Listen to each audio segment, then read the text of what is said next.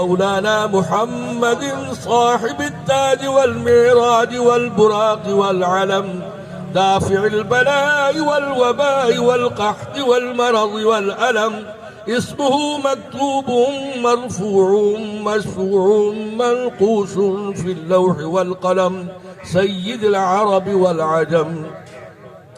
جسمه مقدس معطر مطهر منور في البيت والحرم، شمس الدحى بدر الدجى صدر العلا نور الهدى كهف الورى مصباح الظلم، جميل الشيم شفيع الأمم صاحب الجود والكرم.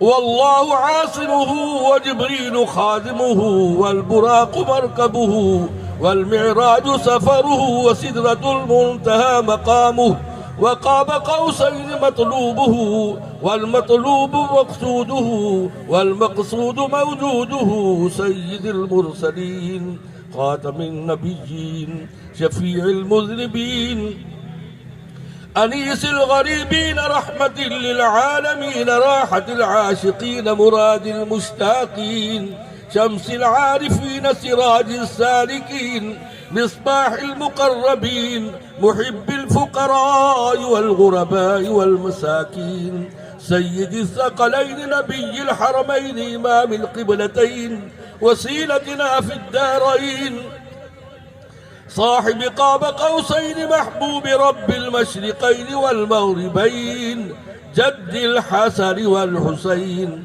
مولانا ومولى الثقلين، أبي القاسم سيدنا محمد بن عبد الله نور من نور الله.